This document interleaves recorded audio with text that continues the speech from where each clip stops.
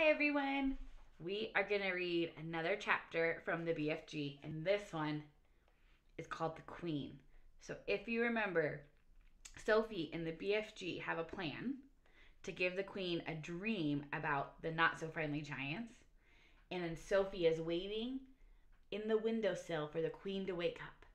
Let's see what happens. Dawn came at last, and the rim of a lemon colored sun rose up behind the rooftop somewhere behind Victoria Station. A while later, Sophie felt a little of its warmth on her back and was grateful. In the distance, she heard a church clock striking. She counted the strikes. There were 7. She found it almost impossible to believe that she, Sophie, a little orphan of no real importance in the world, was at this moment actually sitting high above the ground on a windowsill of the Queen of England's bedroom, with the Queen herself asleep in there behind the curtain not more than 5 yards away. The very idea of it was absurd. No one had ever done such a thing before. It was a terrifying thing to be doing. What would happen if that dream didn't work? No one, least of all the Queen, would believe a word of her story. It seemed possible that nobody had ever woken up to a small child sitting behind the curtain of his or her windowsill. The Queen was bound to get a shock. Who wouldn't? With all the patience of a small girl who was something important to wait for. Who had something important to wait for, Sophie sat motionless on the windowsill. How much longer, she wondered. What time do queens wake up? Faint stirring and distant sounds came from the deep inside the belly of the palace. Then, all at once, behind the curtains, she heard a voice of the sleeper in the bedroom. It was not a slightly blurred sleep talker's voice. "Oh no!" it cried out. "No! Don't! Someone stop them! Don't let them do it! I can't bear it! Oh, please stop them! It's horrible! Oh, ghastly! No, no, no!" She's having the dream, Sophie told herself. It must be really horrid. If she is so sorry, I feel so sorry for her. But it has to be done. After that, there were a few moans. Then there was a long silence. After that, Sophie waited. She looked over her shoulder. She was terrified that she would see the man with the dog down in the garden staring up at her. But the garden was deserted. A pale summer mist hung over it like smoke. It was an enormous garden, very beautiful, with a large, funny shaped lake in the far end. There was an island in the lake, and there were ducks swimming on the water. Inside the room beyond the curtains, Sophie suddenly heard what was obviously a knock at the door. She heard the doorknob turn, and she heard someone entering the room. "Good morning, Your Majesty," a woman was saying. It was the voice of an oldish person. There was a pause and then a slight rattle of china and silver. "Will you have your tray on the bed, ma'am, or at the table?" "Oh, Mary, something awful just happened." This was a voice Sophie had heard many times on the radio and television, especially on Christmas Day. It was a very well-known voice. "Whatever is it, ma'am?" "I've just had the most frightful dream. It was a nightmare. It was awful." "Oh, I'm sorry, ma'am, but don't be distressed. You're awake now, and it will go away. It was only a dream, ma'am." "Do you know what I dreamt, Mary? I dreamt that girls and boys were being snatched out of their beds at boarding schools and were being eaten by the most ghastly giants. The giants were putting their arms in through the dormitory windows and plucking the children out with their fingers. One lot from the girls' school and another from the boys' school. It was so vivid, Mary. It was so real." There was a silence. Sophie waited. She was quivering with excitement. But why the silence? Why didn't the other one, the maid, why didn't she say something? "What on earth's the matter, Mary?" the famous voice was saying. There was another silence. Mary, you've gone white as a sheet. Are you feeling ill? There was suddenly a crash and a clatter of crockery, which could only have meant that the tray the maid had been carrying had fallen out of her hands. Mary, the famous voice was saying rather sharply, I think you'd better sit down at once. You look as though you're going to faint. You really mustn't take it so hard just because I've had an awful dream. That, that, that isn't the reason, ma'am. The maid's voice was quivering terribly. Then for heaven's sake, what is the reason? I'm very sorry about the tray, ma'am. Oh, don't worry about the tray. But what on earth was it that made you drop it? Why did you go white as a ghost all of a sudden? You haven't seen the papers yet, have you, ma'am? No? What do they say? Sophie heard the rustling of the newspaper as it was being handed over.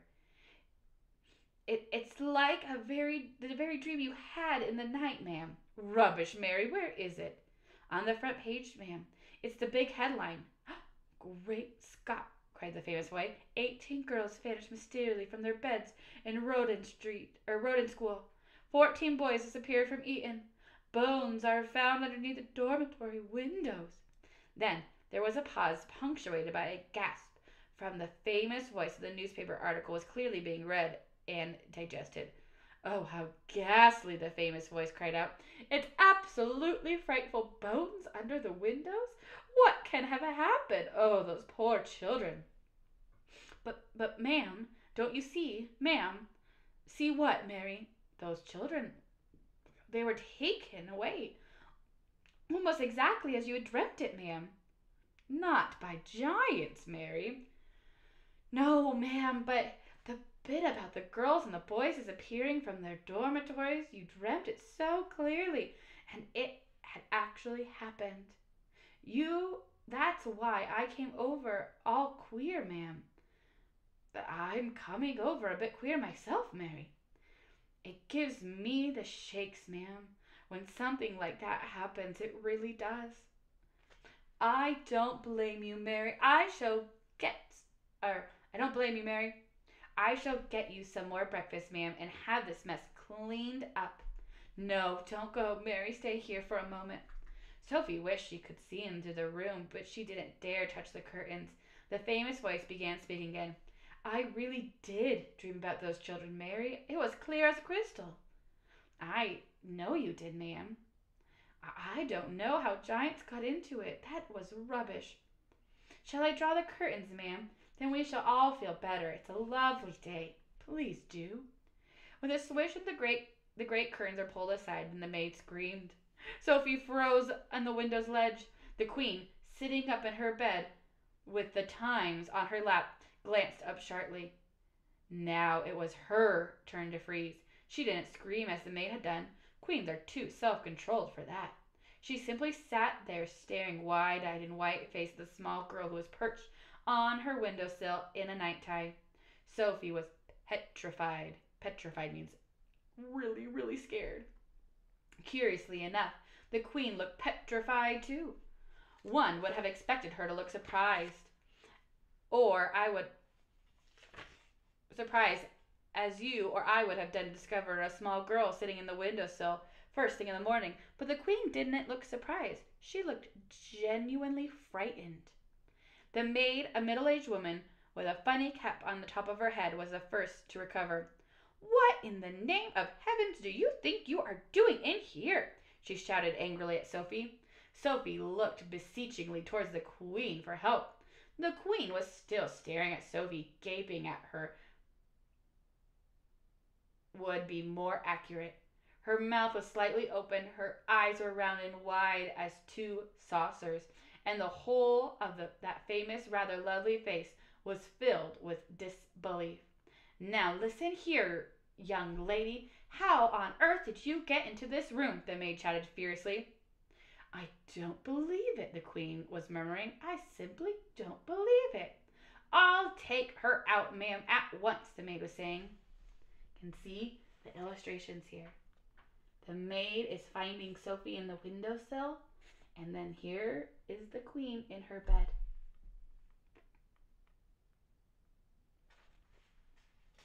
No, Mary, no, don't do that, the queen spoke so sharply that the maid was quite taken back.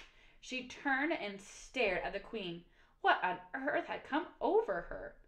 It looked as though she was in a state of shock. Are you all right, ma'am? The maid was saying. When the queen spoke again, it was a strange, strangled sort of whisper. Tell me, Mary, she said. Tell me quite truthfully, is there really a little girl sitting on my windowsill, or am I still dreaming? She is sitting there all right, ma'am, as clear as daylight, but heaven only knows how she got there. Your Majesty is certainly not dreaming it this time. But that's exactly what I did dream, the queen cried. I dreamt that as well. I dreamt that there would be a little girl sitting on my windowsill in her necktie and she would talk to me. The maid, with her hands clasped across her stretched white bosom, was staring at the mistress with a look of absolute disbelief on her face. The situation was getting beyond her. She was lost. She had not been trained to cope with this kind of madness. Are you real? The queen said to Sophie. Y- yes, your majesty, she murmured.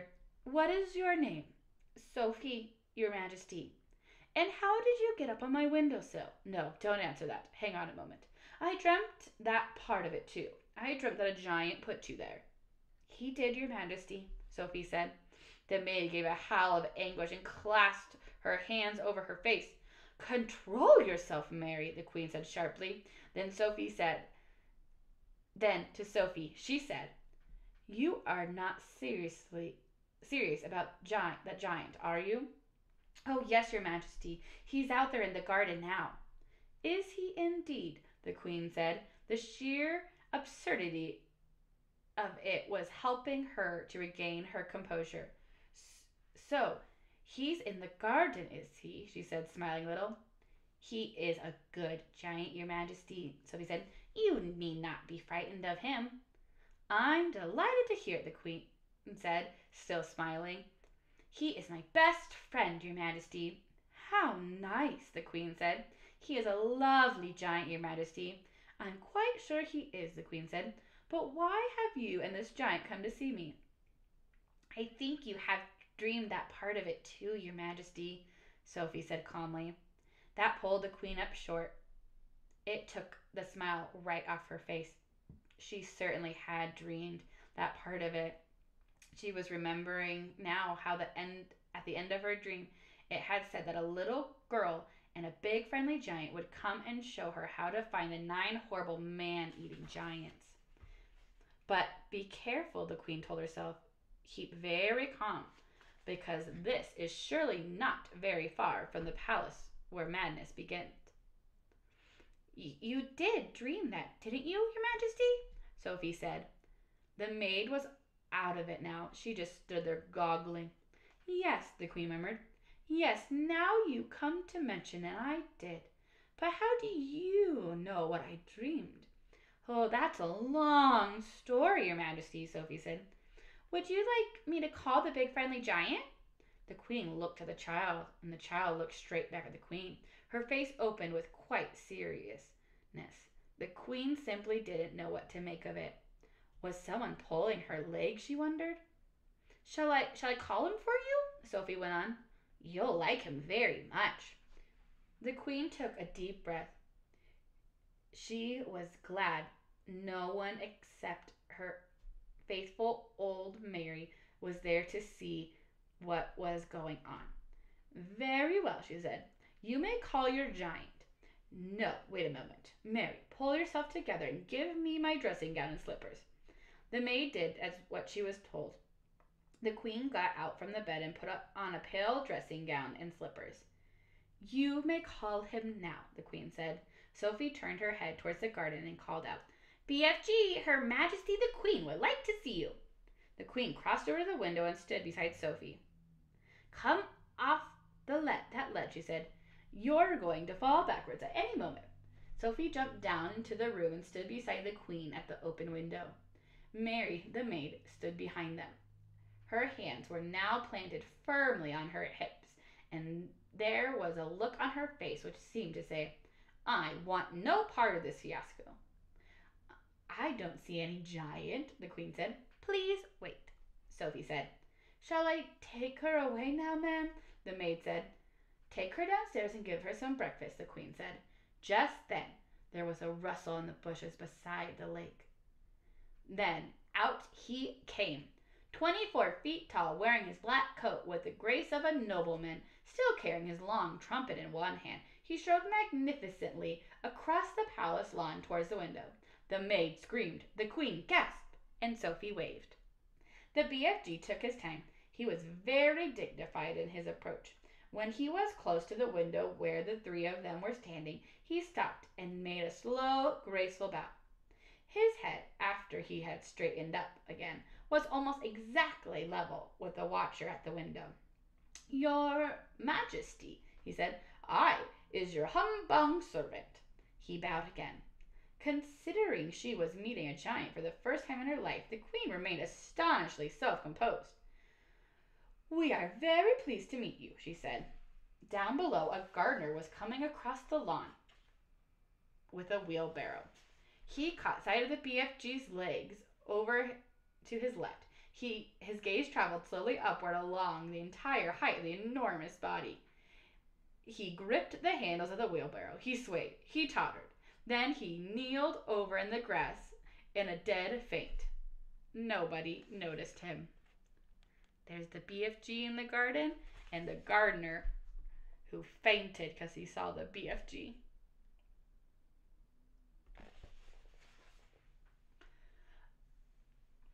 Oh, Majesty, cried the BFG. Oh, Queen, oh, Monarch, oh, Golden Sovereign, oh, ruler of straight lines, oh, Sultana.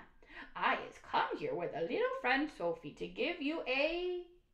The BFG hesitated, searching for a word. To give me what? The Queen said. Assistance, the BFG said, beaming. The Queen looked puzzled. He sometimes speaks a bit funny, Your Majesty, Sophie said. He never went to school. Then we must send him to school, the Queen said. We have some very good schools in our country. I has great secrets to tell Your Majesty, the BFG said. I should be delighted to hear them, the Queen said, but not in my dressing gown. Shall you wish to get dressed, ma'am? The maid said. Have either of you had breakfast? The Queen asked. Oh, could we? Sophie cried. Oh, please, I haven't eaten a thing since yesterday. I was about to have mine, the Queen said, but Mary dropped it. The maid gulped.